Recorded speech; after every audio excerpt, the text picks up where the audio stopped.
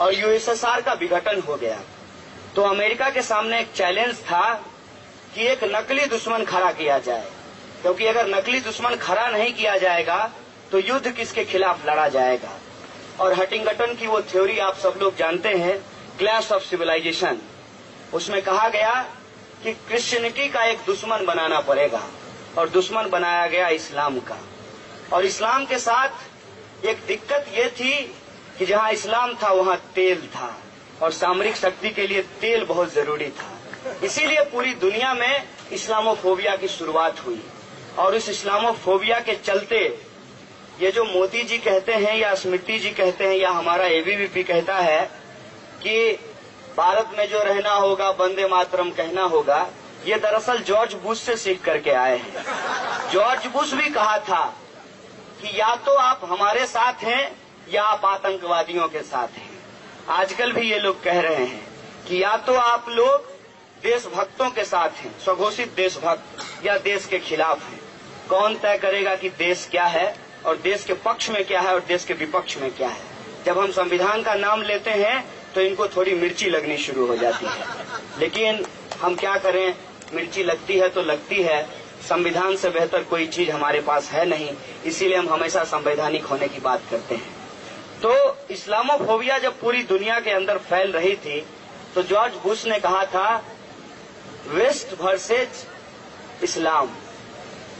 पहले बोला USA versus इस्लाम, फिर बोला वेस्ट वर्सेज इस्लाम, फिर बोला वेस्ट वर्सेज इस्लाम।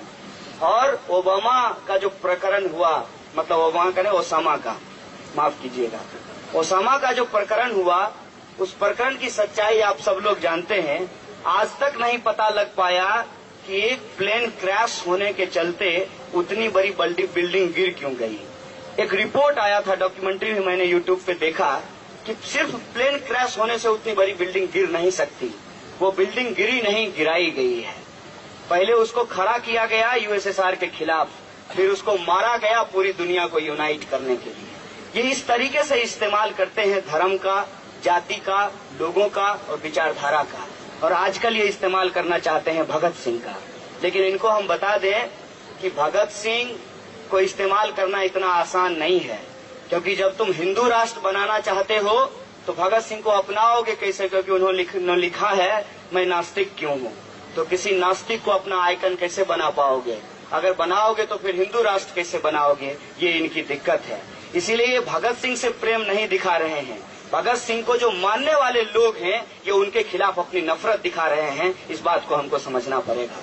इसीलिए दोस्तों, जो यूनिटी की बात बार बार की जा रही है वो इसलिए की जा रही है कि ब्रेख्त ने कहा था कि कभी आपका नंबर भी आ सकता है। आज बिपिन चंद्रा निशाने पे हैं, कल को आप निशाने पे होंगे। इसीलिए डिफरेंसेस रखते हुए, असहमति रखते हुए इस बात पे सहमत होइए कि अगर इस तरीके के हस्तक्षेप को रोका नहीं गया यूनिवर्सिटी के अंदर। मंत्री जी, आज मैं एक चुटकुला सुन रहा था रेडियो मिर्ची पे, उसमें पूछा कि दिल्ली का तापमान कितना है, वो बोला 40 डिग्री। बोला शुक्र कीजिए 41 डिग्री नहीं है, अगर मंत्री जी के पास एक और डिग्री होती तो 41 डिग्री तो मंत्री जी के पास खुद डिग्री नहीं है, और वो क्या कर रहे हैं, प्रबुद्ध शिक्षकों को जो बेचारे पढ़ करके अपना आंख खराब कर लिए लाइब्रेरी में, उनके बारे में डिग्री बांट रही है कि ये लोग इंटेलेक्चुअल टेररिस्ट हैं। कितना अच्छा शब्द दिया है इन्होंने। टेररिज्म से इनको बहुत प्रेम है, क्योंकि इनकी पूरी राजनीति टेररिज्म के इर्द गिर्द ही घूमती है। जॉर्ज बुश से ये ज्ञान लेकर के आए हैं।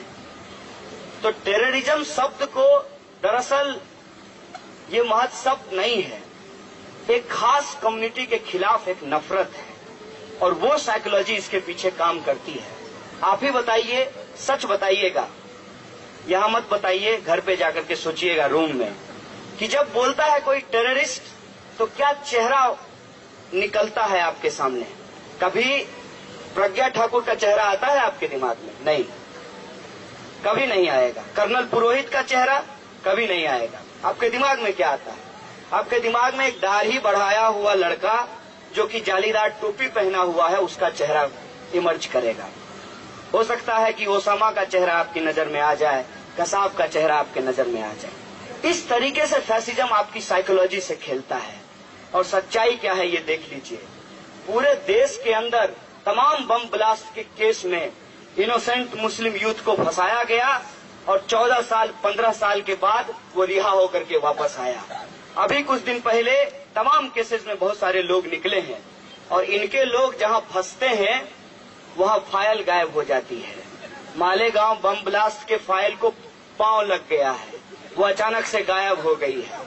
कुछ फाइल इनके सरकार में आते ही गायब हो जाती है और कुछ फाइल को ये लोग जला देते हैं।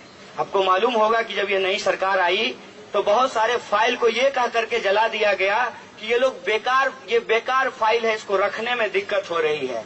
अरे डिजिटल इंडिया, तुम उसको स्कैन करके एक छोटे से पेन ड्राइव में रख सकते हो, फिर तुम कहते हो कि रखने में दिक्कत हो रही है।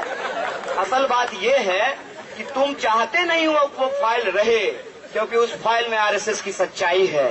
इनको बड़ा प्रेम उमड़ रहा है सुभाष चंद्र बोस से। आजकल सुभाष चंद्र बोस को बहुत प्रेम से ये नाम ले रहे हैं। तो हम कहते हैं कि अपनी पार्टी बंद करो। और सुभाष चंद्र बोस ने एक पार्टी बनाई थी फॉरवर्ड ब्लॉक, तो सब संगी जाकर के फॉरवर्ड ब्लॉक ज्वाइन करो, तब हम समझेंगे कि तुमको सुभाष चंद्र बोस से प्रेम है। और एक और सच्चाई जान लो कि ये फॉरवर्ड ब्लॉक जानते हो किसके खिलाफ चुनाव लड़ती है? बीजेपी के खिलाफ चुनाव लड़ती है, सीपीएम और सीपीआई के साथ मिलकर के। ये सच भी जान लो। एक सच तुमको और बता देते हैं इस देश का, जितने भगत सिंह के साथी थे जो बच गए, जिसको अंग्रेज मार नहीं पाए, जिनके खिलाफ फणीश्वर घोष जैसा कोई गवाह नहीं मिल पाया, वो सब लोग बाद में कम्युनिस्ट मूवमेंट को ज्वाइन किए और कम्युनिस्ट पार्टी ऑफ इंडिया के जनरल सेक्रेटरी हुए। जो हमारे अजय घोष हैं, वो भगत सिंह के बहुत अच्छे मित्र थे, वो कम्युनिस्ट पार्टी ऑफ इंडिया के जनरल सेक्रेटरी थे। तमाम लोग, बटुकेश्वर दत्त, मैं इस बार गया था पटना, उनके ऊपर माल्यार्पण करके आया हूँ। वो बिहार विधान परिषद के मेंबर थे बटुकेश्वर दत्त। ये सब लोग डेमोक्रेसी में विश्वास करते थे। अगर तुमको भरोसा है भगत सिंह के ऊपर तो डेमोक्रेसी में विश्वास करो और फ्रीडम ऑफ एक्सप्रेशन का जो फंडामेंटल राइट है लोगों का, उस पर हमला करना बंद करो। ये तय करेगी यूनिवर्सिटी की क्या पढ़ाया जाएगा क्या नहीं पढ़ाया जाएगा, ये मनुस्मृति ईरानी तय नहीं करेंगी, क्योंकि वो तय करने के लिए अप्रोप्रिएट नहीं है। ये स्टूडेंट टीचर तय करेंगे कि उनको क्या पढ़ना है और क्या पढ़ाना है और क्या शब्द होना चाहिए और क्या शब्द नहीं होना चाहिए। और समय के साथ शब्द का कॉन्टेक्स्ट बदल जाता है। मैं डिफेंड नहीं कर रहा हूँ टेररिस्ट वर्ड को, लेकिन मुझे लगता है कि उस दौरान जिस टेररिज्म का साइकोलॉजी आपके दिमाग में अभी काम करता है उस वक्त नहीं करता था, क्योंकि ये टेररिज्म 1990 से पहले पूरी दुनिया में नहीं थी। जिस टेररिज्म को लेकर के आज इतना बड़ा पॉलिटिक्स हमारे सामने खड़ा किया जा रहा है, इस्लामोफोबिया पूरी दुनिया में नहीं थी जिसको लेकर के आतंकवाद को इतना